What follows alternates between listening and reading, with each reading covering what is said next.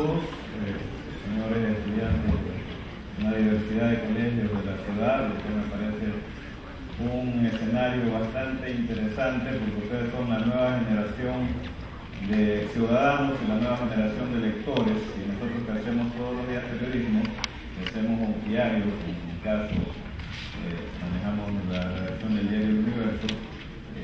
Tenemos muchas expectativas de que ustedes se conviertan desde ya en los nuevos lectores, en la nueva generación de crítica y de opinión que tanto necesitan. Me han invitado hoy a hacer un diálogo con ustedes, una reflexión, es lo que quiero hacer, sobre cómo es el periodismo, cómo se llega a él y sobre todo para qué sirve, ¿no? Supe que ayer estuvieron viendo cómo se hacen las noticias, cómo se hacen las crónicas, los reportajes, los géneros periodísticos, y también vieron algo de cómo se diseña un periódico, cómo se lo pone en escena, cómo se realizan los gráficos. Me interesa hablar con ustedes sobre cómo se hace periodismo y por eso he querido plantearles algunas ideas. No he traído una exposición gigantesca en torno a lo que es el periodismo en sí, porque quisiera hacer un poco sencillo para que luego de la exposición ustedes puedan hacer todas las preguntas que quieran. Para poder entender lo que es el periodismo, los que hacemos comunicación tenemos que cada día estar claros en qué sociedad vivimos. Ese es el primer requisito. Para llegar a una sociedad, yo lo he graficado de esta manera, un marco social en el que estamos todos inmersos. La comunidad, la población ha ido evolucionando, ha dejado ya hace mucho tiempo las cavernas, el hombre se retiró de ellas, se puso ropa, comenzó a adquirir civilización y ha llegado a lo que ahora llamamos la sociedad, ¿no? Y eso tiene el propósito de tener un marco en el cual poder vivir todos en comunidad, poder vivir todos en armonía y poder sacar adelante todas las ideas y todos los procesos que queremos sacar los seres humanos con el respeto de los derechos de los demás y con las obligaciones que nos demanda ese mismo escenario de vivir en comunidad, ¿no? Cada uno de ustedes vive en esta sociedad, en el caso nuestro es la sociedad guayaquileña, en la cual participamos muchísimas personas. Y cada uno de nosotros, quizás algunos sin proponérselo, porque nacieron aquí, porque sus padres decidieron que nazcan aquí, son parte de esta sociedad, ¿no? Entonces, como parte de esta sociedad, tienen que aprender a participar de ella, y al participar de ella, podríamos decir que tienen que tener las mismas reglas, los mismos parámetros con los cuales todos quienes hemos decidido vivir aquí estamos a lo que estamos sujetos, ¿no? No me va a hacer.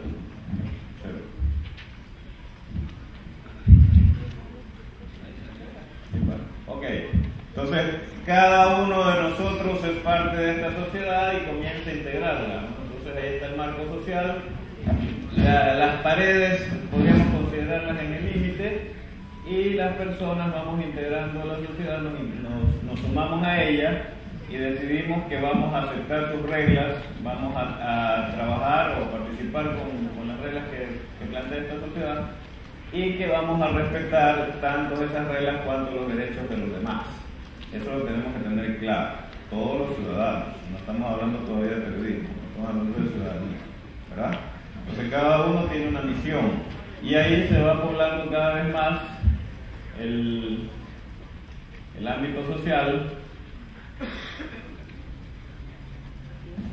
y cada vez tendremos más personas siendo parte de este ámbito, y las sociedades irán creciendo y se irán desarrollando, irán cada uno tomando una actividad. Yo les propongo que en cada uno de estos muñequitos que vemos en la pantalla ustedes imaginen a una persona que cumple un rol distinto, ¿no? Para poder vivir en sociedad, en comunidad, hemos decidido todos estar juntos.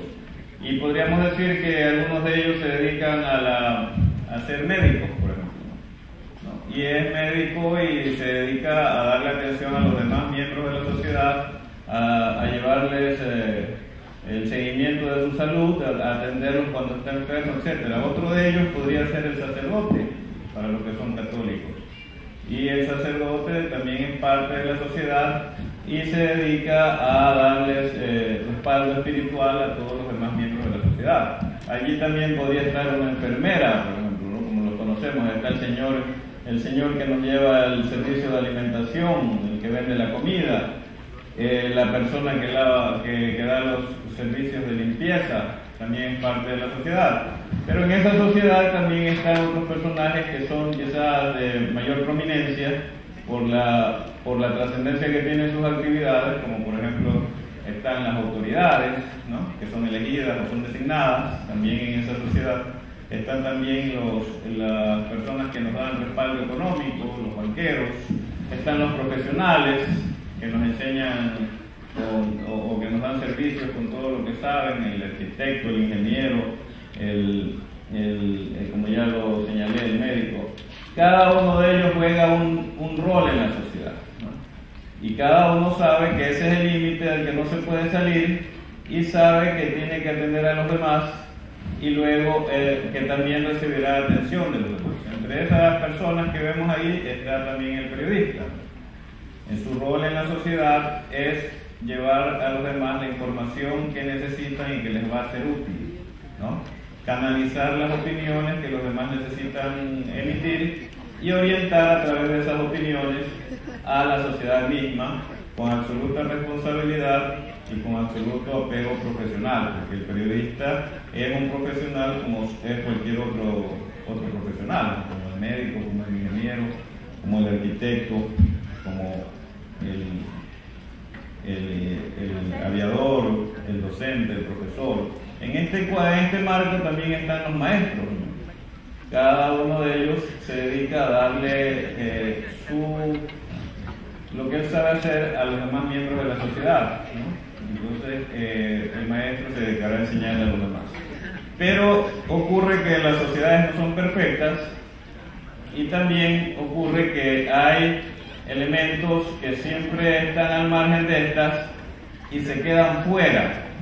Algunos se quedan fuera del marco porque lo quieren hacer voluntariamente, porque decidieron que ellos prefieren estar afuera para no jugar con esas reglas, no les interesa respetar ninguna regla, ¿no? Les interesa estar afuera. Hay otros que fueron sacados de la sociedad, ¿no? Les dijeron, bueno, usted no cumplió con las reglas, usted cometió infracciones, no respeta los derechos de los demás, así que usted se queda afuera. Generalmente ese afuera no es tan simple como vemos el gráfico, sino que puede ser incluso reflejado en una cárcel, ¿no? Donde están quienes cometieron infracciones y que fueron castigados por la sociedad. Quedan al margen del ámbito social, algunos temporalmente mientras cumplan una pena, como quienes están detenidos, y también hay otros que deciden quedar al margen porque no quieren someterse tampoco a ese castigo y se cometen infracciones y se dedican a escaparse, a huir de lo que el marco social establece, que son el respeto a las leyes y a todo lo establecido. Como queda claro, quizás el gráfico quiere demostrar que a veces hay más gente fuera del marco que dentro del marco.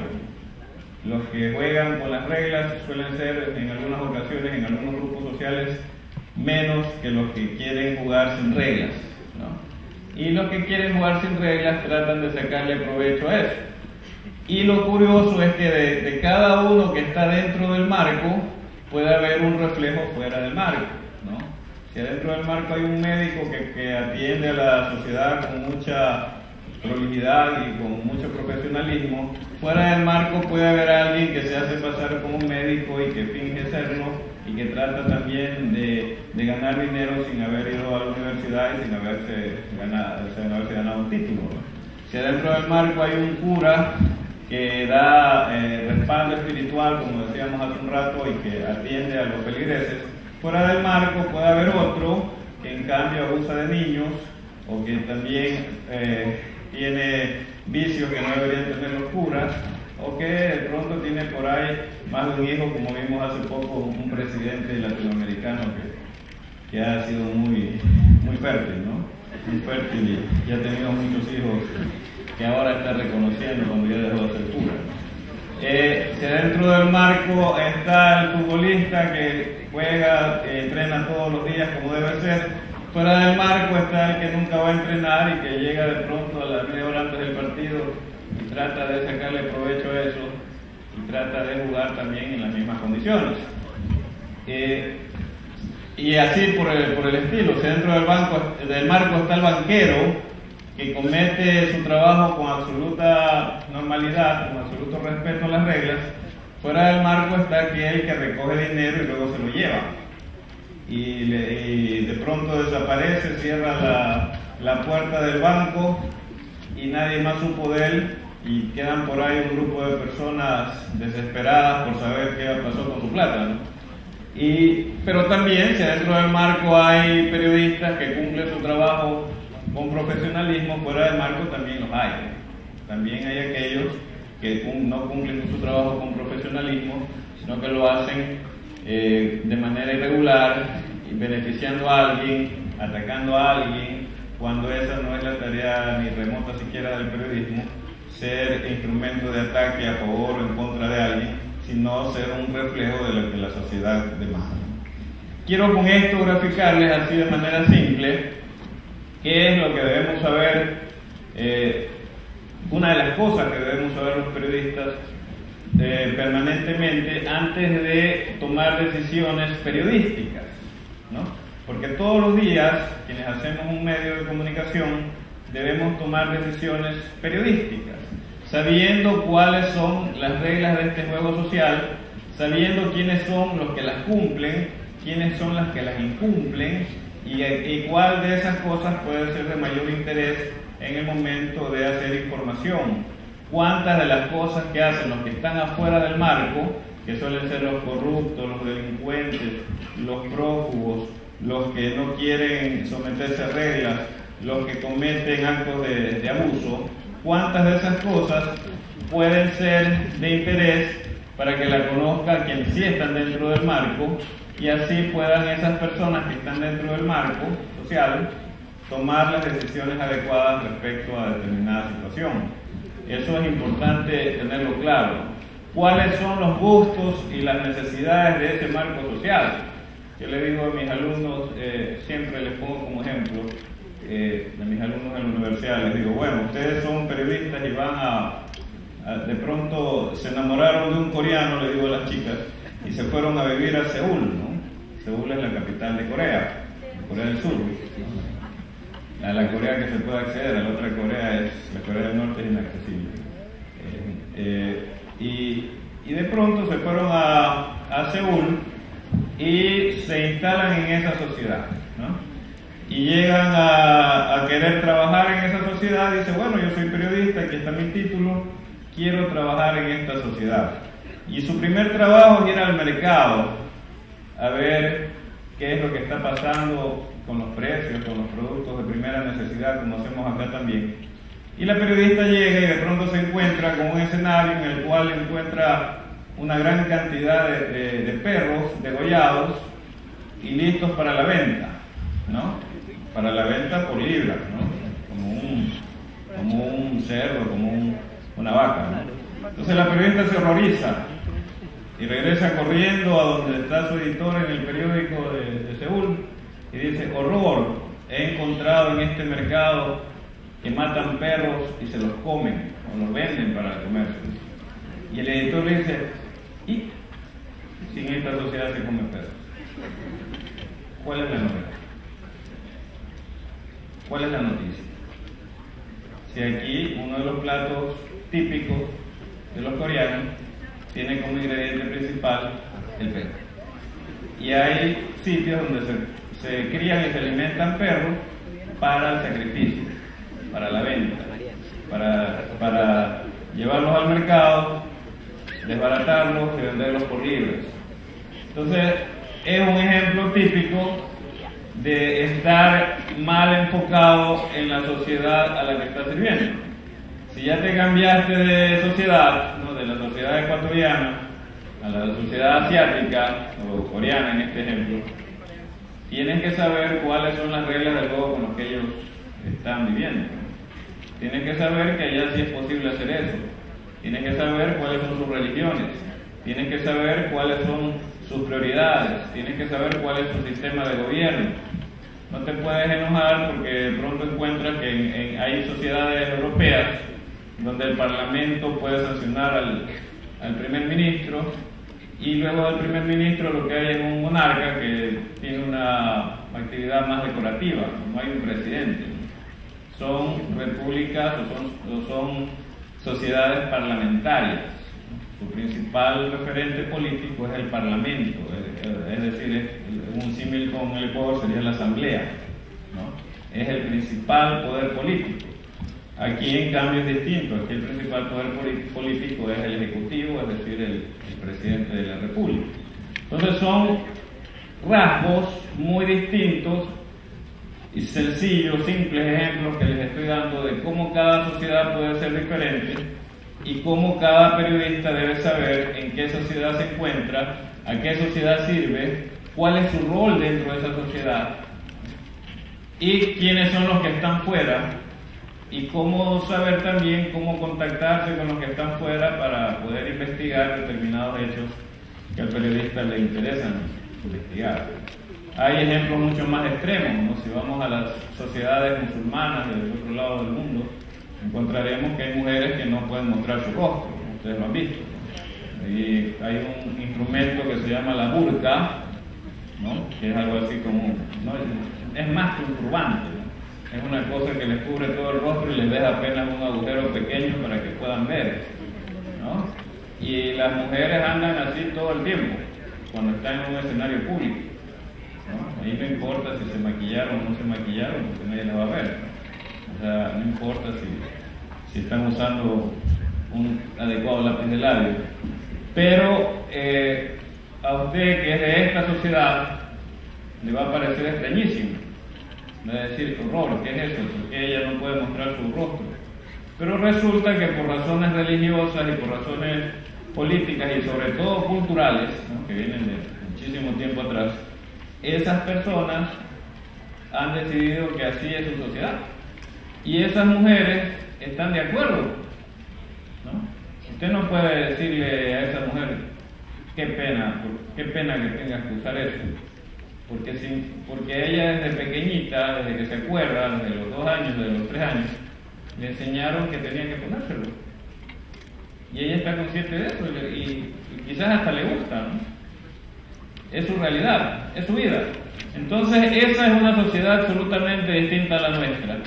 Pero nosotros tenemos que saber cuál es la nuestra. Y si ustedes van a hacer un periódico, tienen que saber plenamente para quiénes va dirigido, a quiénes le van a escribir, cómo es la sociedad, pequeña o grande, para la que ustedes van a hacer un trabajo periodístico. Y las sociedades no necesariamente son una ciudad, no necesariamente son un país, pueden ser un barrio, pueden ser un colegio, hay comunidades universitarias, comunidades colegiales, ¿no?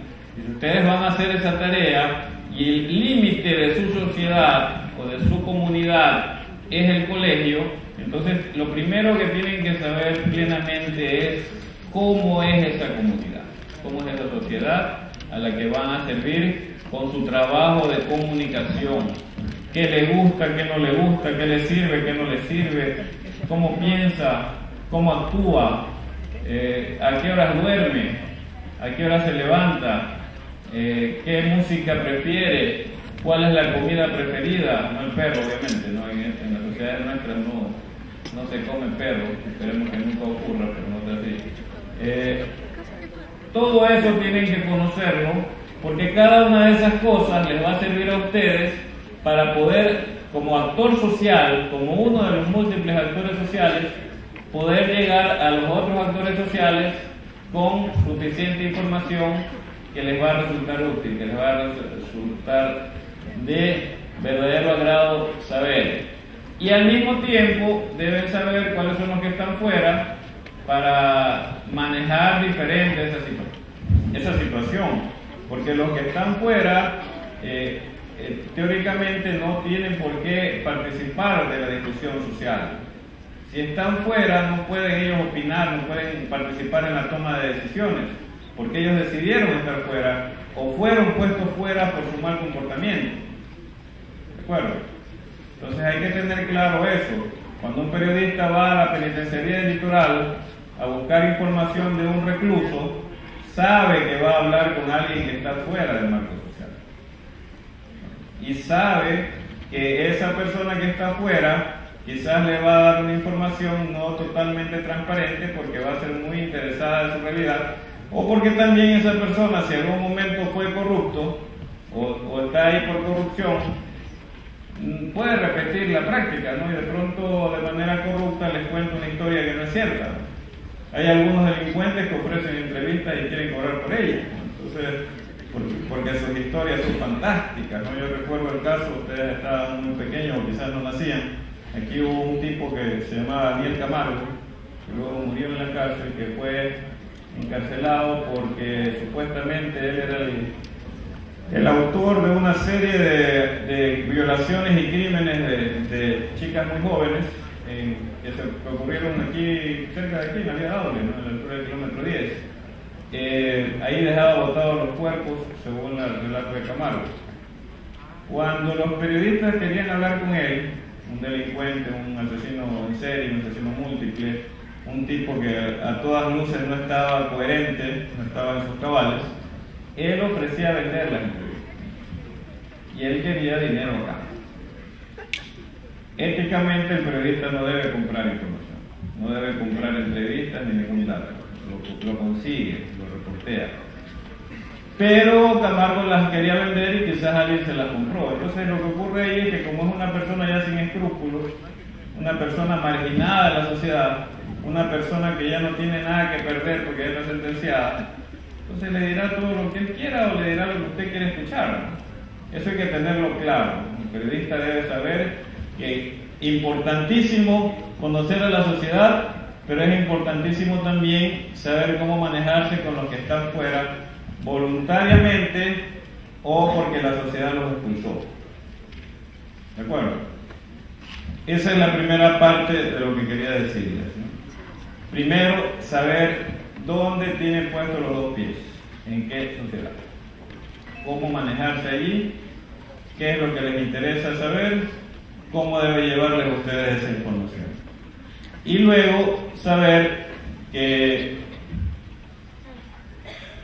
de esa sociedad le va a demandar, una vez que acepta su rol como comunicador, le va a demandar información.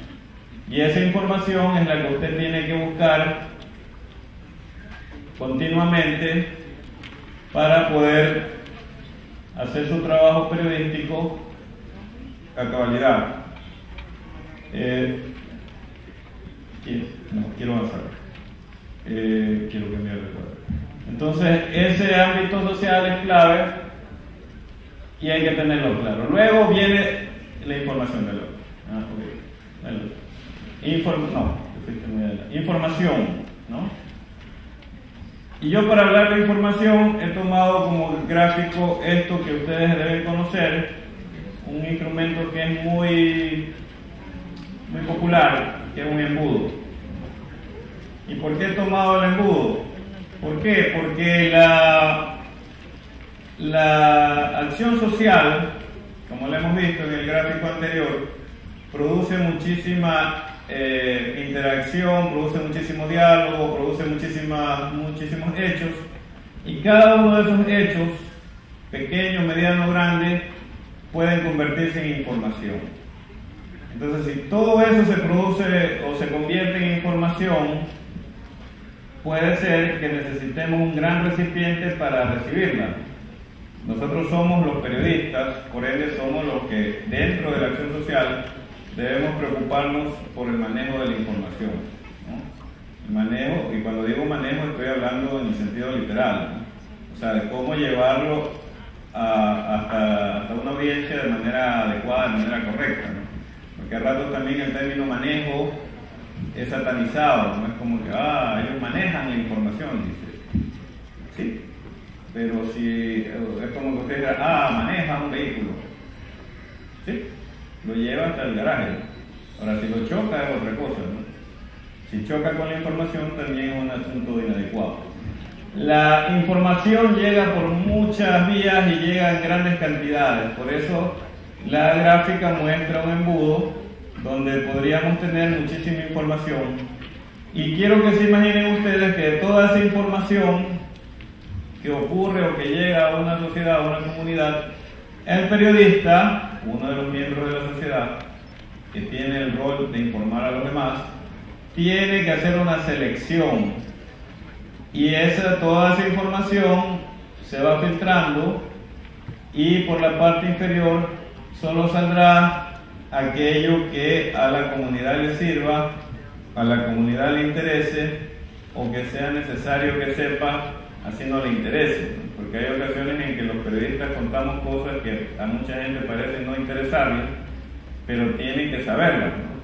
Por ejemplo, la inflación, el precio del petróleo. ¿A cuántos aquí les interesa el precio del petróleo? Reflejo de la sociedad, ¿no? Y somos un país petrolero, ¿no?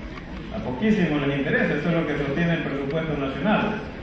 Pero si yo les llevo información del precio del petróleo, quizás a ustedes les parece poco atractiva. Sin embargo, para el país es muy importante. Para ustedes es muy importante, porque luego ese precio del petróleo es el que deja el dinero para la atención en la salud, en la educación, para todo lo que el gobierno necesita invertir para llevarnos al buen vivir, como dice la nueva Constitución. Entonces, ese tipo de temas que parecen no importantes también llegan ahí, o parecen no interesantes, porque una cosa es una información interesante y otra muy distinta, una información importante. La información del precio del petróleo es una información importante, pero quizás es poco interesante. Sin embargo, es trascendente. ¿Qué significa eso? Que trasciende en el tiempo y en el espacio, por su importancia, obviamente. Entonces, eso tenemos que también llevarlo, no podemos dejar de informar sobre eso. Yo siempre lo comparo con las vacunas. ¿A cuántos de aquí les gusta que les pongan vacunas? A menos que el precio del petróleo, o sea que estamos bastante bien, a nadie le gusta un pinchazo, yo me sumo al grupo. Pero, sin embargo, las vacunas son importantes, porque si llega la peste y no la tenemos puesta, entonces la peste nos lleva, ¿verdad? Llega el dengue o cosas más complicadas, y de pequeño no nos pusieron la vacuna porque a la mamá le daba una pena que el niño llore. Dicen, no, pobrecito, va a llorar, entonces mejor no lo vacunemos, ¿no? Y llega la poliomielitis y resulta que lo vuelven un discapacitado, porque eso es lo que ocurre, ¿no? Lo encuentra sin vacuna, lo encuentra sin la defensa y lo vuelve un discapacitado. Igual es esa información que parece no interesante, ¿no? Esa información importante parece como que no tiene ningún valor, no sirve para nada, no es conmigo, miro para otro lado. Entonces, en ese embudo social, seguimos hablando de la sociedad, llega todo eso, llega todo tipo de información. Y la sociedad ha decidido que haya un personaje de su entorno que sea el que se dedique a seleccionar qué información es la que va a llegar prioritariamente a ese conglomerado. Entonces, ese personaje se ubica justo ahí al final de la parte ancha, ¿no? Y allí el periodista desarrolla su tarea de información, que empieza seleccionando cuál es la información que le interesa o le importa a esa sociedad, ¿no?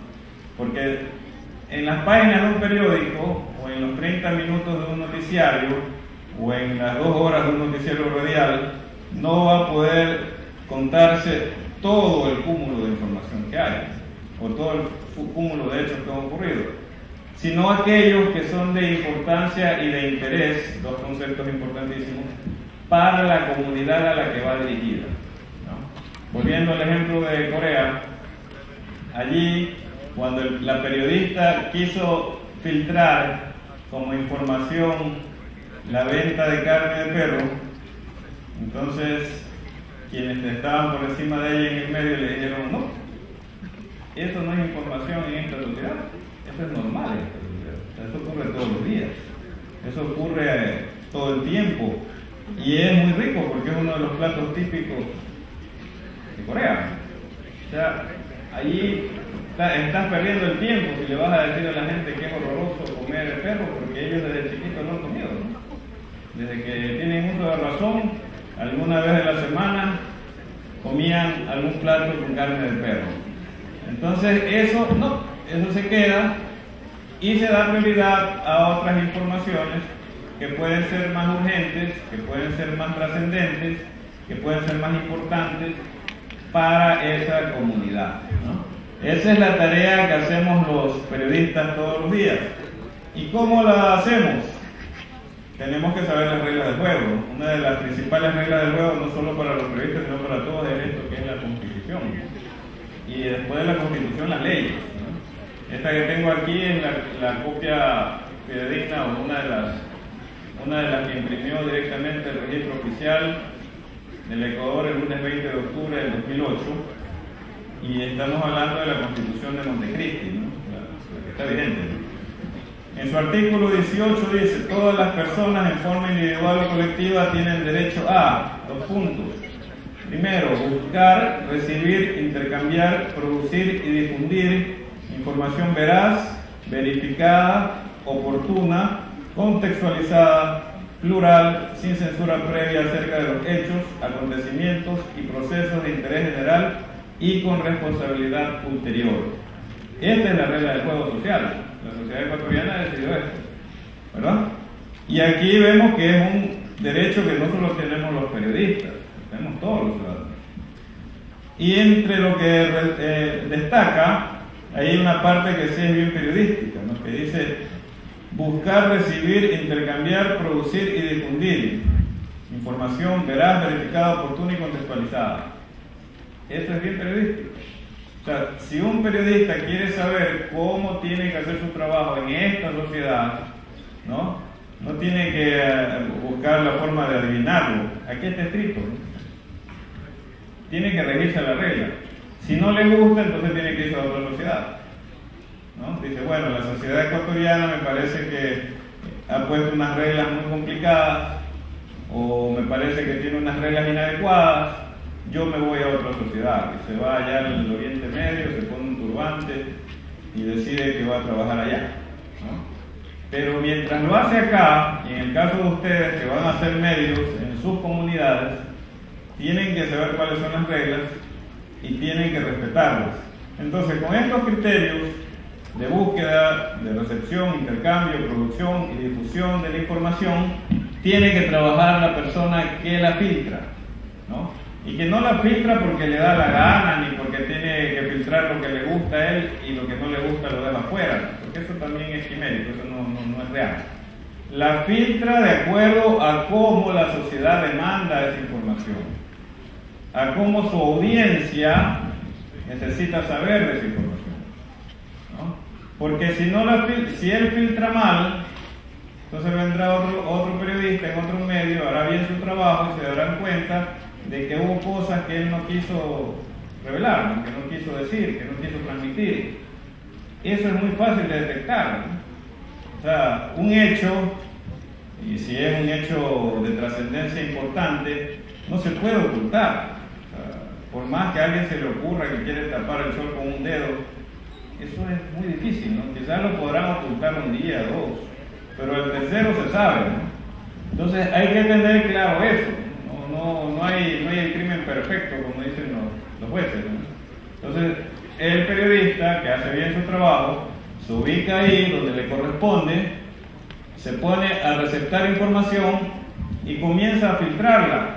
Y lo que saldrá por la parte de abajo será lo que ese periodista, con responsabilidad, con veracidad, con oportunidad, con contexto, habrá decidido qué es lo que más le conviene saber a esa comunidad que le ha encargado el trabajito de hacerlo, ¿verdad? No es que el periodista hace lo que le da la gana, eso no es cierto, porque la comunidad mismo se encarga de cogerlo del cuello y ponerlo fuera del marco social. Así de simple. O sea, quizás logra engañar a 1, a 2, a 3, pero no va a engañar a toda una sociedad. Entonces, esa segunda tarea, que es fundamental, me parece que queda bastante bien graficada con este embudo industrial, por cierto, que me he conseguido, pero que puede servir, ¿no? Ahí está, el periodismo es justamente lo que les toca hacer. Y a ustedes, cuando les toque hacer un medio, que sea un medio colegial, también les tocará escoger entre las 300 cosas que van a tener, las 100 que van a quedar finalmente publicadas. Porque así es la tarea de todos los días. No hay cama para tanta gente, como dice la canción. No hay espacio para tanta información. Y obviamente tendrá que escogerla con criterio de jerarquía. ¿Cuáles son más importantes y cuáles son menos importantes? ¿Cuáles son más trascendentes? ¿Cuáles son menos trascendentes? ¿Cuáles son más interesantes y cuáles son menos interesantes? Porque no todo debe ser importante, duro. No solo vamos a hablar de petróleo. Vamos a hablar también de Shakira, de Lady Gaga y de todas las otras cosas que hay que hablar. Pueden ser más interesantes, ¿no? Porque quizás Lady Gaga no influye en el presupuesto nacional, pero es interesante saber cuáles son sus últimas actividades, ¿no? Y hay mucha gente a la que le gusta saberlo, ¿no? Y obviamente los periodistas tenemos que ser sensibles a eso, ¿no? Yo no puedo poner en el universo solo lo que a mí me gusta, no puedo, es imposible. Por eso hay toda una diversidad de editores. Ayer ustedes conocieron a 2 de ellos. Cada una tiene un criterio, cada uno tiene un criterio, y luego se discuten esos criterios y se toman decisiones de consenso.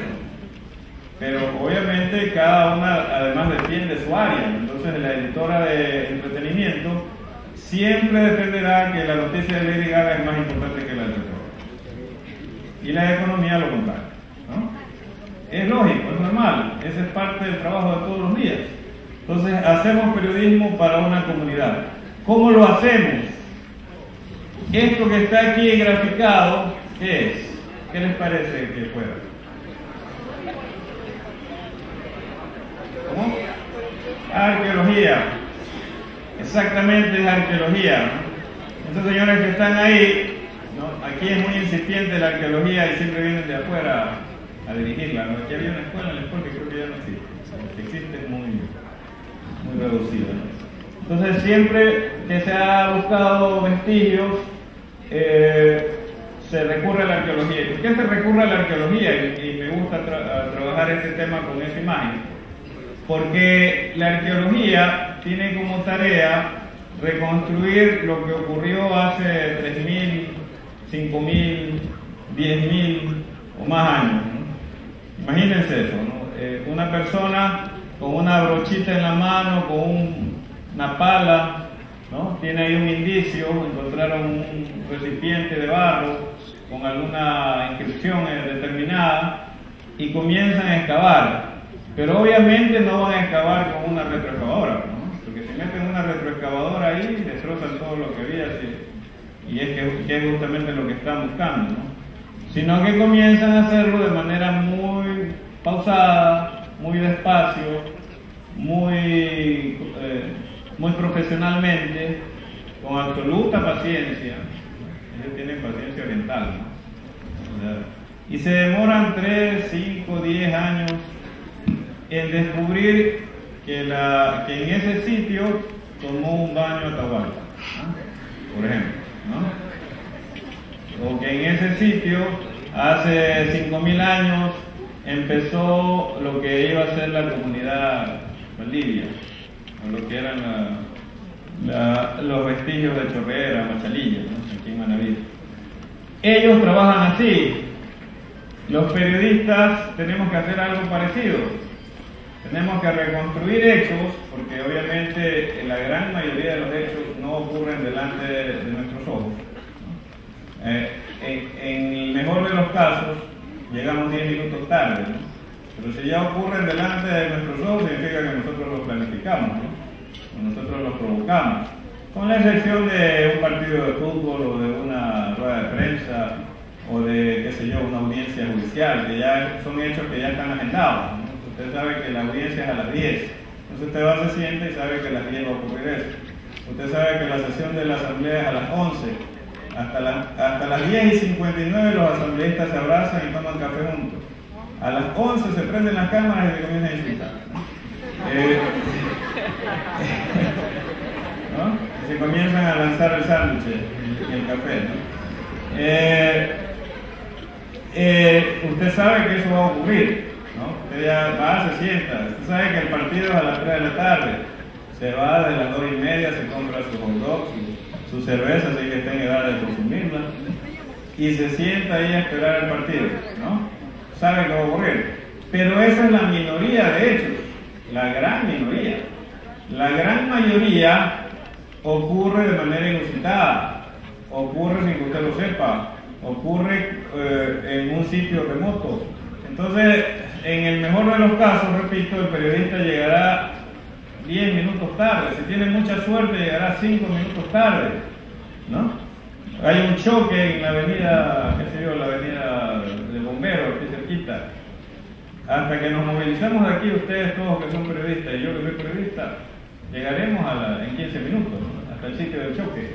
Entonces, como siempre ha ocurrido el hecho y no se ha logrado llegar a tiempo, entonces lo que hay que hacer es reconstruirlo. Exactamente lo mismo que hacen los arqueólogos. La diferencia es que los arqueólogos tienen 5 o 10 años para hacerlo. Los periodistas solemos tener 5 o 10 minutos, a veces si tenemos suerte 1 hora, si hay más suerte un par de horas, y si se quiere profundizar en el hecho habrá que tomarse hasta un día completo en buscar información. Eso hace que el trabajo del periodismo, que es muy similar, es de reconstrucción, ¿no? Es de reconstrucción, porque no estuvimos ahí, ¿no? Y no somos adivinos tampoco, ¿no? Tiene que irse desarrollando de manera pausada, de manera profesional, de manera responsable, tal como lo hacen los arqueólogos. Así como el arqueólogo no mete una retroexcavadora para buscar el vestigio, el periodista tampoco debe meter una retroexcavadora para buscar el hecho, ¿no? Por muy apurado que esté. Tiene que hablar con fuentes. Me imagino que ayer vieron lo que son las fuentes con Catherine Mendoza.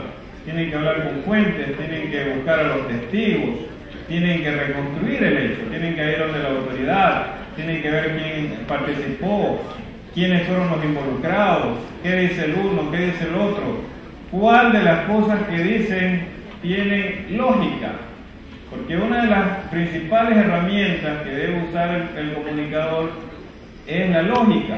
Otra herramienta importante es la duda. O sea, primero los hechos tienen que ser lógicos, porque si no son lógicos, o son sobrenaturales o es un milagro, ¿no?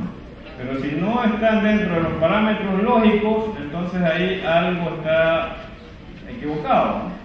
Ustedes han visto que en el ámbito de la arqueología ocurren muchas cosas, ¿no? Se encuentran, se han encontrado, los arqueólogos han encontrado unos cráneos alargados, ¿no? Que los hemos visto. Y hay quienes dicen, horror, son marcianos, ¿no? Y luego los arqueólogos han seguido investigando y se han dado cuenta de que eran cráneos de niños nobles de las tribus de aquellas épocas, a los cuales desde pequeñitos se les ponía un molde de acero, de metal, en la cabeza, para que su cráneo se vaya formando de esa manera, porque eso lo diferenciaba de los demás, ¿no? ¿Verdad? Entonces resulta que no era un marciano, ¿no? Era una decisión cultural. La sociedad en la que ellos nacieron, ellos no lo decidieron, porque los padres tomamos, hasta los 18 años tomamos muchas de las decisiones de los chicos, ¿no? Ya después, muy difícil, pero hasta cuando ellos nacieron decidieron que les iban a alargar el cráneo para que sean distintos a los que no son nobles, ¿verdad? Asimismo hay una tribu en África donde las mujeres tienen un cuello muy grande. ¿Se lo han visto? Entonces les ponen una cosa aquí que es como un embudo, como lo mostré hace un rato, que les hace que les estira esta parte y desde pequeñitas comienzan a cambiar. ¿Por qué? Porque también es un sinónimo de belleza desde el punto de vista de esa sociedad. Pero si a usted le dicen, gracias, a usted les dicen que son marcianos, o lo primero que ustedes piensan es que son marcianos, entonces están haciendo mal su tarea de investigación, ¿verdad? Porque si resulta que fueron marcianos, entonces eso ya es sobrenatural, ¿no? Ya no hay ninguna lógica. Lo primero que hay que aplicarle es la lógica. Los hechos tienen que ser lógicos, ¿no? Y luego de que son lógicos, ¿no? Con las excepciones obviamente de los milagros, ¿no? Que están reconocidos por la Iglesia Católica, y hay otras iglesias que también reconocen milagros, pero eso ya sale de toda lógica. Y si son lógicos, luego tenemos que comenzar a dudar, ¿no?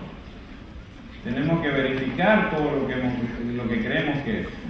Y comenzamos a verificar en cada una de las fuentes, ¿no? Si es un accidente de tránsito, les garantizo que un chofer dirá todo lo contrario que el otro chofer, ¿no? Porque ambos quieren ser o lanzar la culpabilidad al otro. No, yo no fui, yo venía bien, este señor estaba dormido, y el otro dice todo lo contrario, ¿no? Entonces tenemos los periodistas que buscar la información y aplicar la lógica, ¿no? Si en la esquina donde ocurrió el accidente de tránsito hay un disco pare, ¿no? Si saben lo que es un disco pare, ¿para qué sirve? ¿No? Como su nombre lo indica, es para detenerse. Entonces uno de los dos debió haberse detenido, eso es lógico, ¿o no? Y el otro tenía la preferencia para cruzar, ¿no? Entonces si el que tenía que detenerse no se detuvo, lo lógico es pensar que él es el responsable del accidente, ¿no? Y eso no tiene que decírselo a nadie, ¿no? Eso es simplemente aplicar la lógica. Es así de simple, ¿no? Es aplicar la lógica. Si uno de los choferes resulta que es un chico de 13 años, lo lógico es pensar que el chico era muy inexperto y que a pesar de que sabía manejar, puede ser él el que causó el accidente, ¿no? Es lo lógico. Quizás los hechos demuestren luego lo contrario.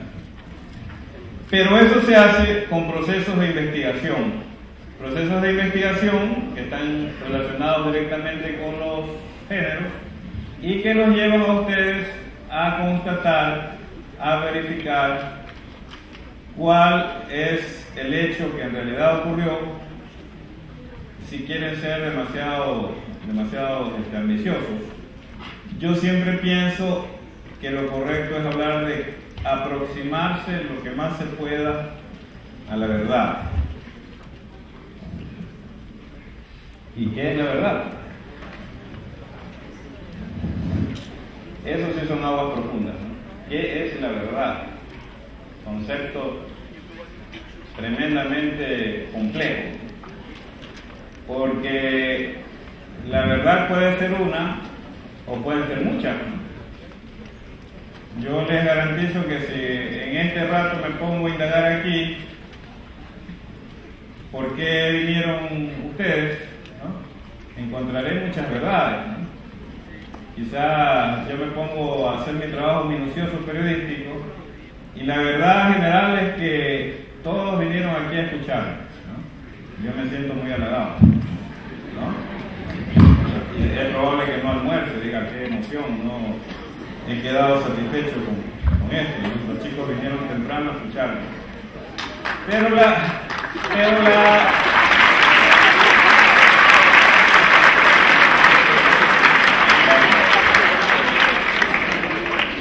las microverdades pueden ser que el uno vino obligado, el otro vino porque le ofrecieron un punto en no sé qué, el otro vino porque le dijeron que si faltaba le bajaban no sé cuántos puntos en conducta, el otro vino porque le gusta, el otro vino porque quiere participar, hay alguno que vino porque su verdad es que quiere ser periodista, hay otro que vino porque, qué sé yo.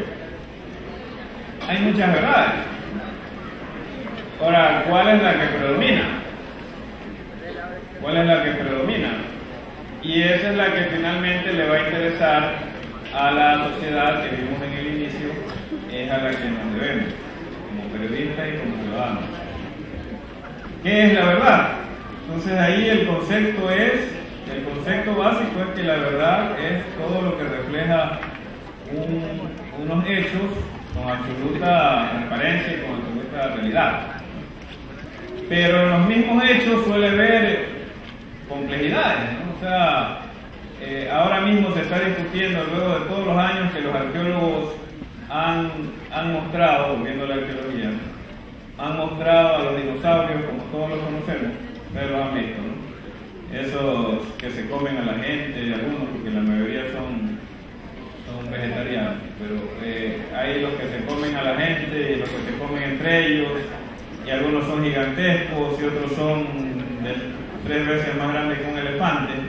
Hace poco leía y me causó gracia, ¿no? Que hay una teoría de un investigador moderno, con las nuevas herramientas, que dice que los dinosaurios eran menos de la mitad del tamaño que generalmente los conocemos.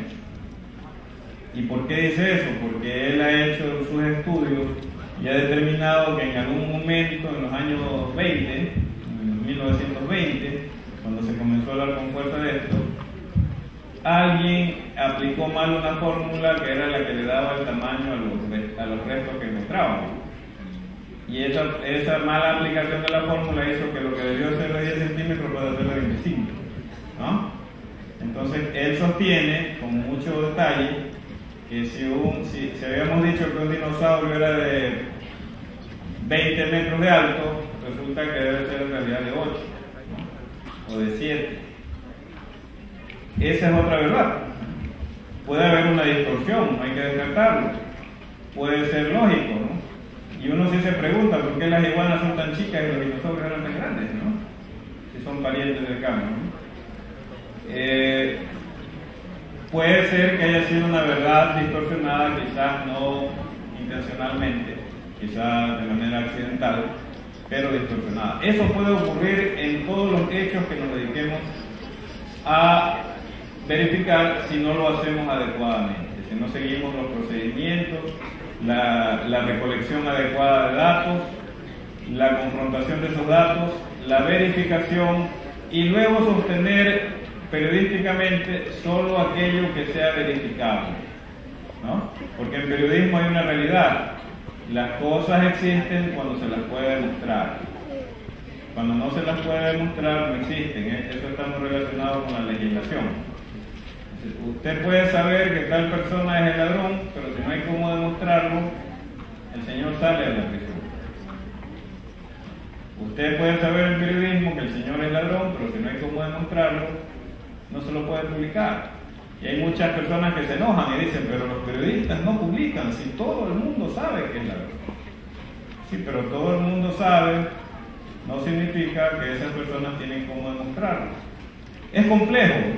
Y luego digo yo, bueno, es una verdad periodística que puede estar basada en dichos o está basada en hechos, ¿no? Esa es otra disyuntiva que manejamos todos los días los periodistas.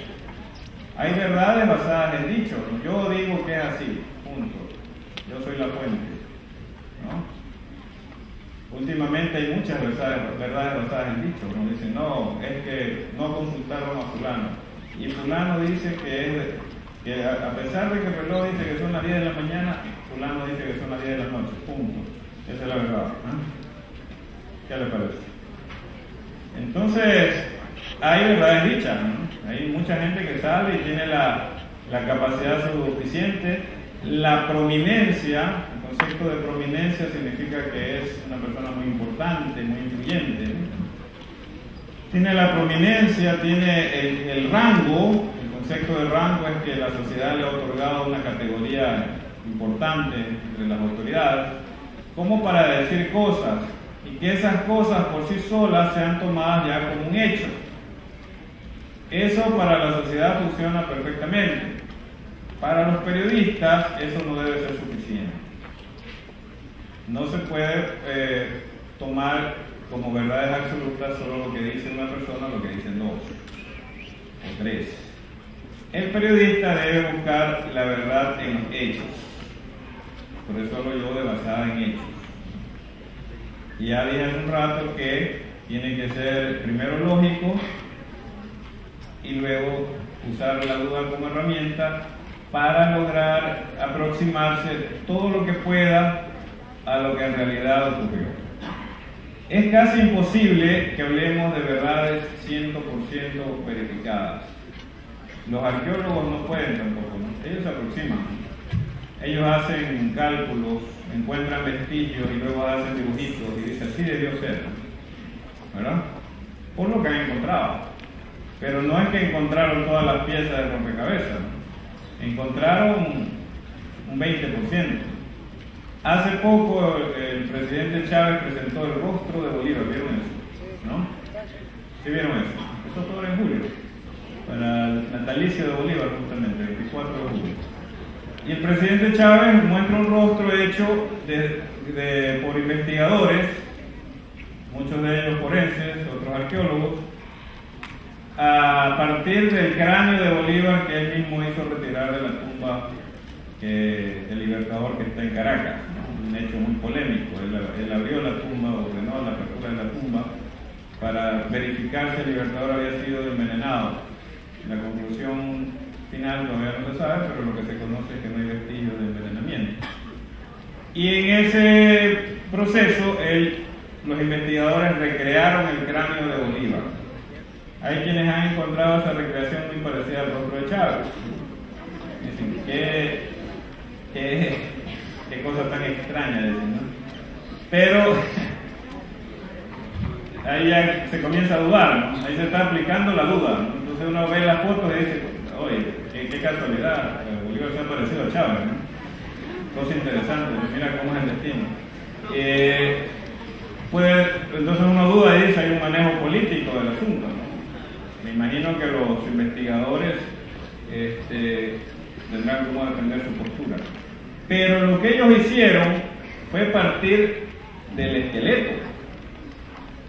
Y al esqueleto le pusieron carne, ¿no? O sea, no puede ser 100% exacto. Eso es tomando en cuenta una serie de consideraciones y estudios que ellos lo hacen. Pero ellos están conscientes de que no es una imagen 100% exacta. Es lo mismo que le ocurre a los arqueólogos y es lo mismo que le ocurre a los periodistas. La verdad absoluta es casi imposible de recrearla, pero sí hay cómo aproximarse en muy buena medida a la verdad, a lo que ocurrió. Y esa verdad puede ser incómoda para algunos, puede ser agradable para otros. Hay quienes se molestan cuando se dice algo que no les gusta, pero es la verdad de los hechos. Si usted comienza a ahondar en el pasado de un político, o de un futbolista, o de un periodista, o de quien sea, usted encontrará una serie de hechos que le llevarán a una conclusión, ¿verdad? No es sencillo hacerlo, hay que ser muy responsable al hacerlo. Eso es como que usted va por un camino y a cada rato se encuentra una Y, ¿no? Y no hay letrero. Y usted con los rasgos que encuentra tiene que decidir en cuál de las dos vías va. Y si avanza 200 metros se encuentra otra Y, ¿no? Y si no lo hace con responsabilidad y con conciencia y con mucha concentración, resulta que llega a la China y no donde usted quería llegar. Eso hay que tener mucha conciencia, mucha responsabilidad. La verdad no es absoluta, no puede serlo, periodísticamente hablando, no puede ser relativa tampoco, tiene que ser lo más apegado a ella, pero sin necesidad de decir, bueno, es que a mí me parece que este señor no está calificado para hablar, y entonces yo no lo dejo hablar. Entonces ya el periodista está actuando como puede. Tienen que hablar todo lo que tienen que ver con el hecho. Y luego el periodista sacará conclusiones periodísticas que traten de reconstruir qué fue lo que pasó. Ese es el reto de todos los días, de aproximarse a la verdad. ¿De acuerdo? Y con esto termino. Muchas gracias.